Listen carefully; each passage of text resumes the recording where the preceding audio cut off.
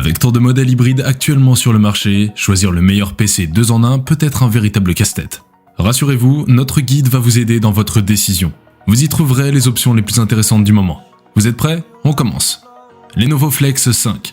En tant que personne qui utilise généralement un clavier mécanique pour les tâches quotidiennes, j'étais prêt à être bouleversé par un clavier plus superficiel. Au lieu de cela, j'ai été agréablement surpris par l'expérience de frappe confortable qui m'attendait sur le Flex 5.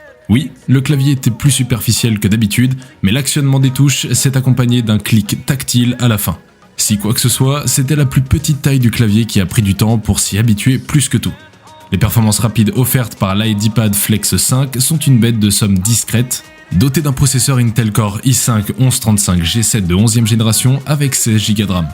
J'ai gardé 25 onglets ouverts dans Microsoft Edge, dont la moitié avec les vidéos YouTube, des flux Twitch et des vidéos BBC, avant de remarquer un décalage. Et même alors, les ralentissements n'étaient pas suffisants pour être ennuyeux. L'ordinateur portable a vraiment commencé à fonctionner lorsque j'ai touché 35 onglets, même s'il était toujours très utilisable.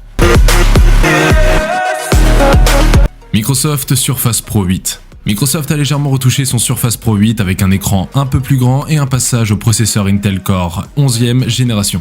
Ce convertible sans clavier, vendu en option, propose une polyvalence à toute épreuve. Microsoft n'a pas réinventé la roue. La Surface Pro 8 est toujours une tablette qui frôle le centimètre d'épaisseur dans une coque en magnésium munie d'une béquille. La qualité de fabrication est au rendez-vous et les finitions sont irréprochables. Les plus avertis auront remarqué les petites ouvertures permettant au ventilateur d'extraire la chaleur du Core i7. Et oui, cette tablette est munie d'un ventilateur. Pour transformer le Surface Pro 8 en véritable PC, il faut lui associer son clavier vendu séparément. Acer Chromebook Spin 713. Ce petit Chromebook arbore un écran tactile de 13 pouces et demi au format 3/2. On n'est pas sur les bords d'écran les plus fins, et ce n'est pas l'imposant bord inférieur qui le contredira. Au moins, cela laisse de la place pour ajouter le logo de la marque.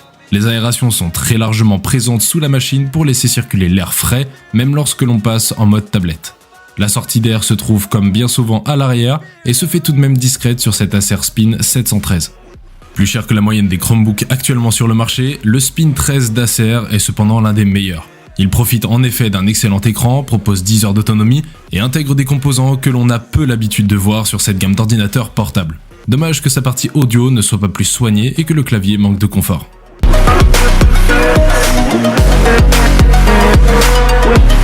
Dell XPS 13 2 en 1. Dell, fabricant d'ordinateurs portables essentiellement pour les professionnels, a une gamme XPS très large. Le Dell XPS 13 2 en 1, 9310, est le PC portable convertible du constructeur, proposant une parfaite polyvalence entre l'Ultrabook et tablette grand format. Quand on ouvre l'ordinateur, on remarque une chose, comme d'habitude chez le fabricant, nous avons droit à un écran borderless. Par là, on entend que les bords ont moins de 5 mm d'épaisseur, ce qui n'est pas commun sur tous les ordinateurs encore. C'est bien dommage pour les autres car l'écran borderless du Dell XPS 13 est un réel plaisir à utiliser. Doré d'un processeur Intel Core i7 1165 G7, le Dell XPS 13 9310 2 en 1 se montre assez classique niveau configuration.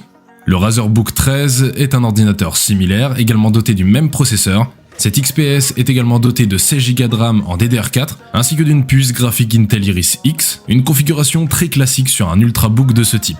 Cependant, cette configuration qui marche très bien n'a pas à rougir face aux autres ordinateurs portables du même type.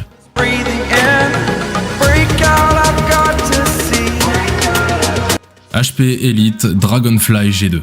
Comme il s'agit d'un ordinateur portable Intel Evo, vous bénéficiez des derniers processeurs mobiles Intel de 11e génération, et le modèle que nous avons examiné est équipé du puissant Intel Core i7 1165 G7 associé à 16 Go de RAM. C'est une combinaison formidable. Windows 10 Pro, qui est déjà installé, se révèle rapide et réactif grâce à cette dernière. Vous pouvez également obtenir un i7 1185 G7 et jusqu'à 32 Go de RAM si vous avez besoin d'une machine de productivité fine et légère mais vraiment puissante. Il existe également des modèles avec une puce Core i3 ou i5 et 8 Go de RAM si vous souhaitez un modèle un peu plus modeste. Comme nous l'avons déjà mentionné, le HP Elite Dragonfly G2 est un ordinateur portable coûteux qui doit justifier son prix élevé. Et en ce qui concerne les spécifications, c'est exactement ce qu'il fait. Le SSD de 256 Go testé ici s'avère rapide et dans l'ensemble, les tâches quotidiennes sont parfaitement gérées.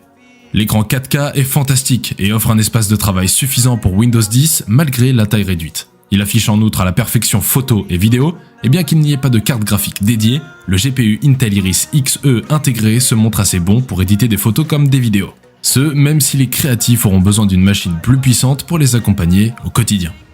Standing tall, fear outweighed the person you are.